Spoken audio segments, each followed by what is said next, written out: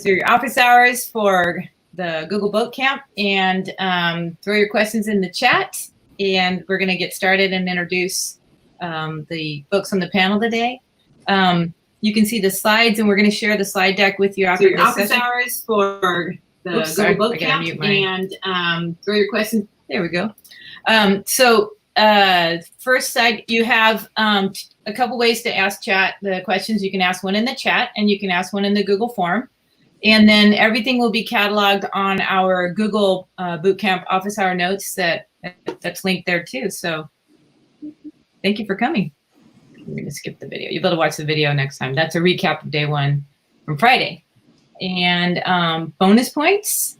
If you can see today's challenge, feel free to put your Bitmoji out there. A lot of us have already done that. And Becky, did you put your Bitmoji out today? I did. Yeah. Good job. Good job. I'll just share those later. I did too. I just did a minute ago. And here are your folks that are helping out today. Some of the people you see here are Bitmojis are from this morning's office hours. Yay. Good job. And we just want to give a shout out to the folks that have been tweeting and tweeting and tweeting and tweeting. And so Steph Carter was sharing her sketch notes, and we put a sketch notes session up on the calendar. So later on, you guys will be able to take a lesson in how to do sketch noting if you're new to that. And just a lot of beautiful examples of sketch noting on Twitter. Hope you're moving your way up the leaderboard.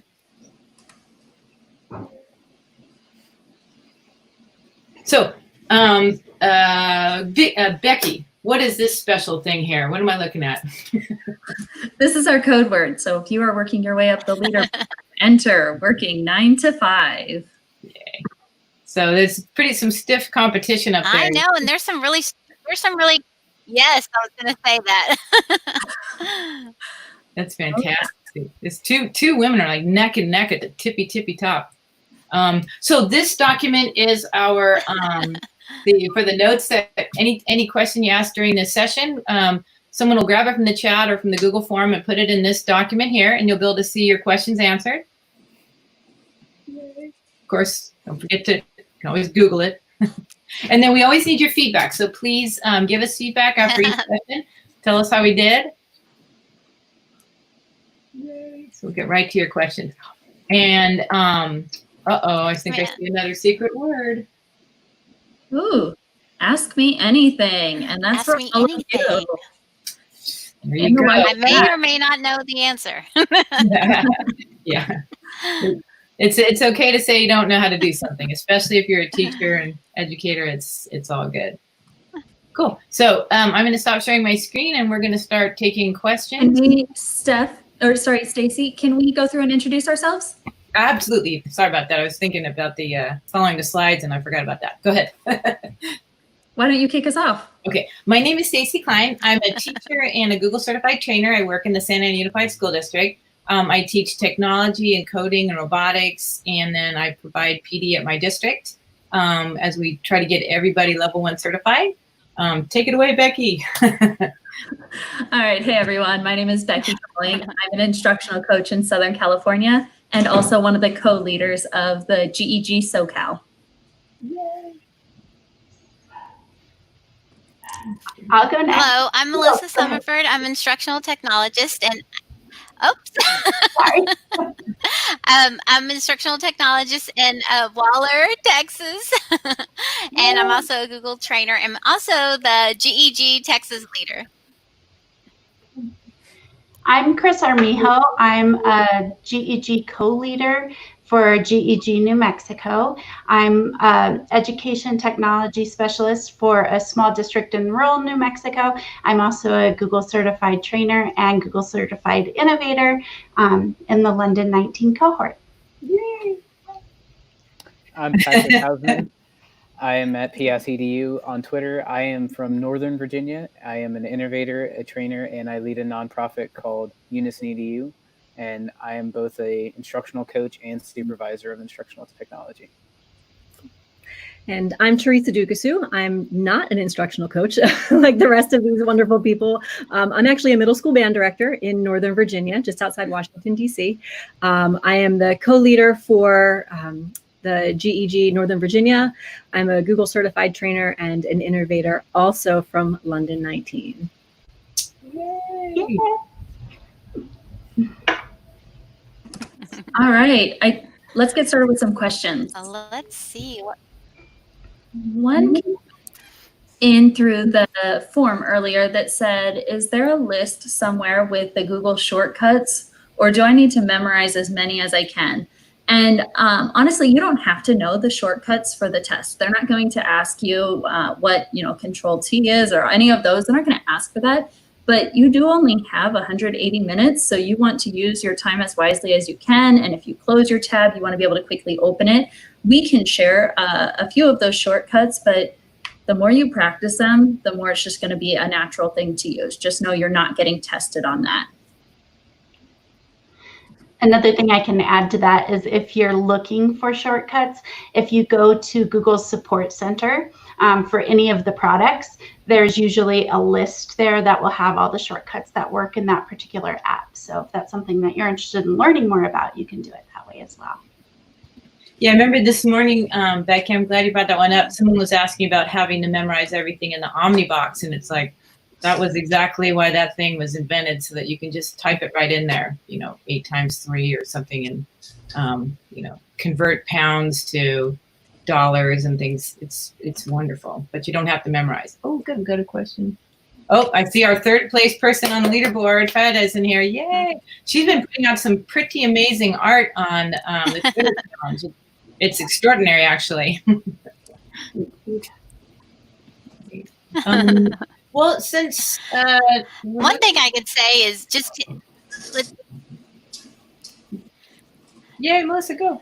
So one thing I could say is just take your time when you're taking the test, because we all get nervous when we're taking a test, I myself included. So just make sure you read those directions carefully. That's what I tried to do, because if you try to make it, don't try to be fancy on it. Just read the directions and do exactly what it's asking you to do. And somebody asked in the chat, this one probably doesn't need to go into the notes, that are these the same codes as this morning? Yes, those are your same codes.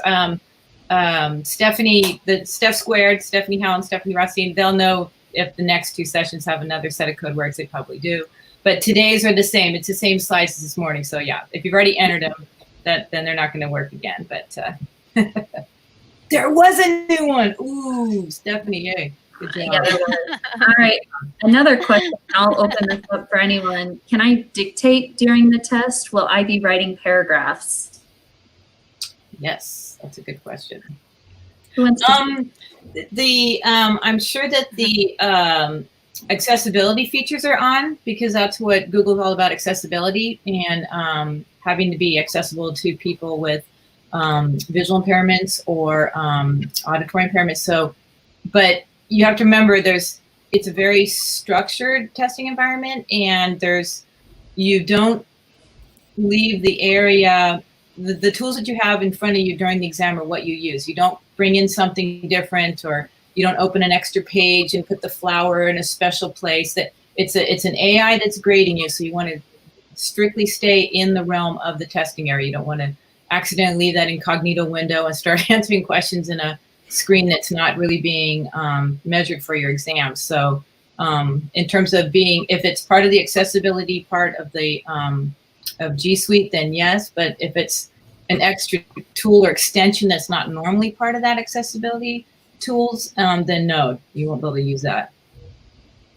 Yeah, and with that, you won't be writing paragraphs. That's not going to be part of what you have to do. So that's one thing that can put you at ease. Yes. That is so true. Hey, and don't freak out if you don't get your results right away, because that happens. I've noticed that, like at the end when you're done with the test, it'll say loading, and then sometimes I've had a few friends say it just kind of kicked them out. Don't worry, that your test is safe, and you can even go back and check and find if you pass before they email you, because I've noticed a few of my friends have done that. So don't freak out if something closes at the end and you've already submitted. It's there. And I'm glad you said that, Melissa, because I've had to advocate for 2 teachers who had family crises right in the middle of an exam. And so they had to leave and they got an error and they never got any feedback. And after about a week or so, they emailed me and asked me to intervene. So I sent that on to the Google certification team, and both of my teachers got a complete reset. They got a free second test, and it was as if they never wasted one of their chances. So if you're having trouble, email your local GCT. I forgot to say, I'm also a co-leader with wonderful, wonderful Becky. Go GAG SoCal. So you reach out to your local GAG or your local Google certified trainer, and they can help you in that situation too.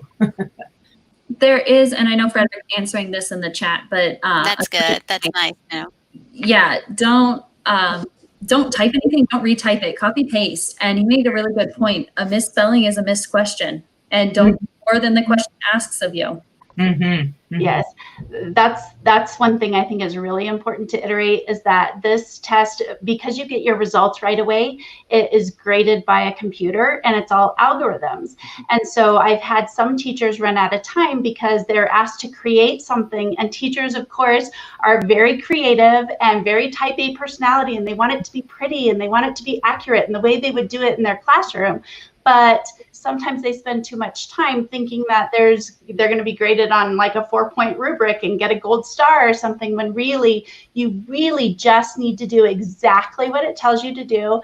That advice about copy and pasting the information is perfect. Or, like when they say it needs to be called this, and they give you a title for a drive folder or whatever, copy it exactly.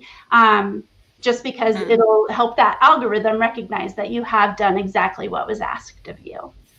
Yay. Does anybody want to answer? I'm so sorry, Norma. We haven't been ignoring you, but it's fun to follow everybody's thread, because you've got 6 people in here who really, really want you to pass, and they know that you really, really can. And then we're trying to set you up for just doing that one time through. But does anybody want to answer the muted email? The person, they can't find their email after they muted it. When you muted it, it's interesting because to me, I think you just don't search it up, but I don't know if that's anybody heard that before. I will say it did partially get answered in the chat. No, I have not. Excellent. You should be able to search by label :mute. If you go to all mail, the muted one should show up in all mail as well. And you can even search your trash. Pro tip here: if you've deleted something, and I don't know about you, but my trash is massive. So if I've deleted something accidentally, you can go into your trash and even search in your trash. And if you haven't emptied it, the forever delete, you can even search in your trash. So it's pretty hard to not be able to find something in your Gmail, which makes it wonderful. But we have a bunch of real... I know. I do love that little search engine. Yeah. And I'll jump in there if I could. There was a question on retaking the exam. If you don't pass the first time, it is 14 days before you can retake. If you miss it on the second attempt, it's 60 days. And I believe if you miss it on the third attempt, it goes to a year. So you can retake, but there are built-in time increments there. But don't give up. Don't stop. You can do this. Absolutely. And we are going to be here to help you. So reach out. And the interesting thing is, one of the people wasn't even going to ask for one of my teachers. His wife had a medical emergency, and I said, "Oh, honey, we'll get that." And I sent it right in, and they fixed it for him. So he didn't even know. So if something catastrophic happens during your exam, don't forget to reach out. Yay! Thanks, Patrick. That's everybody's amazing answers. Let me see if there's one over here about. Could I put the whole kids in a list and set up a label? So maybe are we doing the mailbox in level 1, or is that a level 2 skill when you're filtering your mailbox? Because they were asking if they could label their students on the. I don't think it does that. Yeah, I don't think it does that in level 1, because I just took the recertification with the task, and it didn't. It just basically tells you to add a label to a particular email, but it doesn't talk about filtering yet. Cool. Thank you for answering that. I have a question I'm going to answer, and I'm going to share the notes just because it's this one here. how can I change the category? And I'm like a Gmail geek. I have 3 signatures in there for when I want to use it. You can use filtering, automatic replies, things like that. And so it's a pot of gold for when it comes to what you need to help you be efficient. And so this one with the categories, if it's in a category that you don't like, you just drag that email into the other 4 categories, and it'll ask you and it'll confirm that you want to do that. But it'll say, do you want this to go to your to whatever inbox you want it to go to? So if it's an update or if it's a social, it'll forever go in there if you acknowledge it. So yes, you can do that. You can change the category that it goes into. And then you can also change it to your priority inbox. So. Cool. Yay. We got another question that's that I don't mind addressing. Can we have cheat sheets or do we have to memorize? Honestly, a lot of this is really just practice. Like, get to know the resources. You don't want to be using the cheat sheets. So play around with everything that is being covered during this boot camp afterwards and feel comfortable with it. You'll be just fine. It's multiple choice questions and tasks and how to use everything.'ll be all right. And we're not sure if the proctor you're allowed to anyway. Yeah. Sorry about that, Melissa. I didn't mean to overlap there. No, I'm sorry. What were you going to say? If you're allowed to have something anyway? Not with ProctorU. Currently, one thing that I did. Sorry about that. I think there's a little delay. Go ahead. Okay. I think so too. I know. So one thing I like to have a notepad. So just like as I'm going through the task, I'll write down, okay, what does it want me to do? I would like write it down because you're going from tab to tab. And so I'd always jot down like a little note, always have like a notepad available. So it's almost like a brain dump, you know, when you tell your kids before a test, what do you know? And start like jotting down because you get so nervous during that test. And it's just a strategy that I used. Another reason to have a notepad available is so that if you really get stuck on something and it's taking way too long, there are tools built into the exam platform for you to be able to flag items, to come back to them and review them at the end. But it might also be helpful to write yourself a note. It was on scenario number 3 on the 3rd task. This was the part that I got hung up on. That's what I need to go back. You don't want to, if you start getting frustrated and you know you're taking too much time on something, it's okay to skip it and move on and review it at the end using either the tools that are built in on the platform or notes that you've taken as you've gone through, because you don't want something silly to keep you from finishing the test. It might be the stuff that you're really strong in, might be the stuff that you're missing out on by spending too much time on other parts. So I like that idea also of having that notepad available for that purpose. And I agree with all that. Just to emphasize, though, if you're using ProctorU, you cannot have that notepad. Thank you for saying that, Becky. I'm so glad it's a whole new ball of wax with ProctorU. You have to physically take a picture of your area. You cannot use extra devices. You have to show your driver's license. It's videotaping you the entire time. There's actually a live proctor watching you. So it's a different, just whatever advice you hear us regarding the test, we are all, because we're certificated trainers, we're all beholden to our NDA. So we can help you pass the test, help you prepare, but we have to be careful we don't reveal things about it. But we also have to be careful we don't give you bad advice in terms of what you're allowed to do during the test. Whatever it tells you at the moment you take the test, that is the rule that you follow at that time. Doesn't matter what you hear before. At the moment, it will tell you everything you're allowed to do. So if something switches on and it's suddenly open internet, then so be it. But otherwise, be sure you check the documentation at the time you take a test. It'll be very, very clear.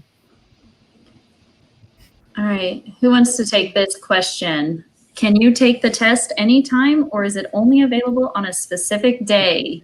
I totally read your mind, Becky. That is so cool. I clicked on it before you even said it. That's so cool. Good girl. So that is going to depend on which testing platform you're in as well. If you get into the current one, the Criterion, you can get a 7-day window that you can take the exam from when you get the credentials emailed to you. because you'll get a username and password to log in with. ProctorU is different. ProctorU, you can schedule the date and time that you want to start it, and then you're going to be locked into that. And this was said in the chat, but it's worth saying again, you do have to do it in one sitting. You can't walk away and come back. It has to be in that 3-hour chunk of time. Mm-hmm. And a friend of mine from San Antonio Unified, yay, Lisa, has just asked us, if anybody would like to answer her question, is there a list somewhere with the Google shortcuts, or do I need to memorize? Okay, sure, we already answered that one. Good, I just threw that in our list from the spreadsheet. And what's a Google? Oh, that's a cute one. I don't know if that's being facetious or. I think we've got it might not be like, is there such a thing as a Google? I think it came from the googly eyes, but I think if you look at who it's from, it looks like we might have a corgi joining us. Glory to God. That's good. That's good. Being a rascal. And then it's really important for you guys to know, thank you, Senior Oscar, that it isn't easy. I've had teachers run out of time, and you need to understand that it's not a failure. And what you just did was you spent 3 very high quality hours preparing for the exam. So maybe you ran out of time the first time. So my suggestion to you, and that's why I put out the HyperDoc, was that's the big issue with my district, is people being afraid to take the test, being afraid to sit down and expose themselves to risk for 3 solid hours. And so anything we can do to lower that stress level. But my best recommendation to you is to go through all the lesson checks and all the unit reviews in all 13 units and do them until you can do them without error. And once you've done that, you're going to be able to do your multiple choice questions in about 45 minutes. Leaving yourself a glorious 2 hours and 15 minutes for your practicum. None of us can tell you what's on the practicum. Becky told me she didn't even have any Google Classroom questions, and I definitely did on both of my level 1 tests. So you might get totally different practicums, but if you practice the lesson checks and the unit reviews, you do them without making any mistakes. So you go through it, fix your errors, and go through it once again. You're going to have that timing down, and I call that testing fitness, and you're going to be ready to go rock the multiple choice part of that test. All right, another question. Who wants to take this one? If we want to get in on the criterion testing methods, do we need to sign up next week? So it goes live. It changes over on July. There was a pause, so that's why I jumped in on that. But it goes. It supposedly goes off on June 30th. But as long as you buy your test by June 30th, Lisa, you'll have a whole nother week. So you have to purchase your exam in Criterion by June 30th. And again, please keep looking, because it's not like Google calls us up on the phone and says, hey, Becky, we're going to do it this way. We find it out the way you do, through the grapevine and on the website. So if something changes, it'll be shown on that website. There was also a question earlier. Someone was asking about being able to integrate Google assignments on LMS systems or learning management systems. And I think that the answer to that question is really going to depend on the LMS that you're using. So if that was your question and you want to put in the chat which LMS you're using, then we'll see if it's something that we're familiar with. We'll definitely try to tackle that for you. However, it's also important to know that as far as the test goes, there won't be anything like that on the level 1 test. But if that's a question that would be helpful for you to have answered, we can give it a shot. Yeah. Some more. Let's see. If I could there, I'll jump in for a second, because I want to echo something that I believe Frederick put in the chat. As you're going through the test, and it's hard because I would always like to say I'm a recovering perfectionist, but utilize copy and paste as much as you can. And don't worry about things being pretty. If you copy and paste it and the text has a different background color, doesn't matter. The text is what's important, and getting it exactly how they gave you the directions in the testing platform. But don't worry about it being pretty. If there's a typo, leave it.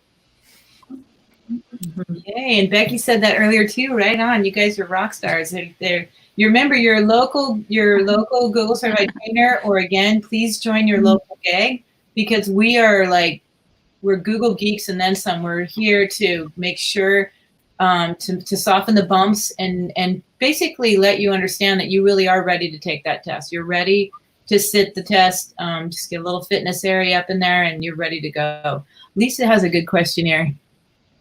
A comment. She has a good comment there. Yep. Thanks, Lisa. That's great advice. It's okay. So when you guys start your test, you're going to open an incognito window.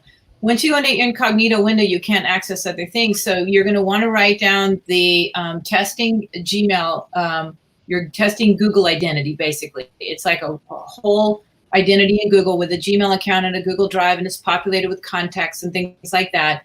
But you want to write that down and your password, because once you open your incognito window and shut everything down, and especially when it gets really locked down in ProctorU, you're not going to be able to access that stuff. So make sure you write those down.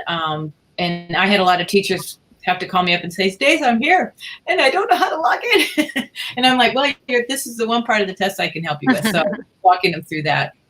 Great question, Lisa. That also brings up another point. I've worked with teachers who, on test day, getting ready to take their test, discovered that their school network device that they had planned to take the test on, that their admin or their IT department had incognito windows turned off, and they weren't able to access an incognito window. So that is something that you'll want to make sure that you are able to do when you're going to take the test, is that you actually have the capability to open an incognito window. And Stacy, since you're, I guess Becky's going to open up that one. That's great. Good, Becky. Thank you. Okay, so you were going to open the testing center, Becky, to answer Stephanie's question. Oh, I saw you sitting there. Oops, can you put me back on? I'm sorry. I was like, how did you know? I want to know how to open an incognito window. Thank you. I'm sorry. I want to double check to open an incognito window or unit review. They're both go ahead questions. And do what Chris was asking first, and then we can do the teacher center. Okay, so for your incognito window, you're going to come to, whether you call these the meatballs, the snowman, the 3 dots. I like 3 dots. You're going to click on that. And then you're going to have incognito window in here. And I'm a really poor example of this right now because I'm using my district computer, which has blocked it. So addressing that, I did use my personal computer, but if I was completely signed out of my district domain, I'm not because I'm still working, then I would be able to access incognito mode, but my district has blocked it. So I need to be in a personal account for that. And it's interesting too, because our district blocks it as well. But if we're not in their physical network, which none of us are because we're working virtually, then it does allow the incognito window. So the best check is exactly.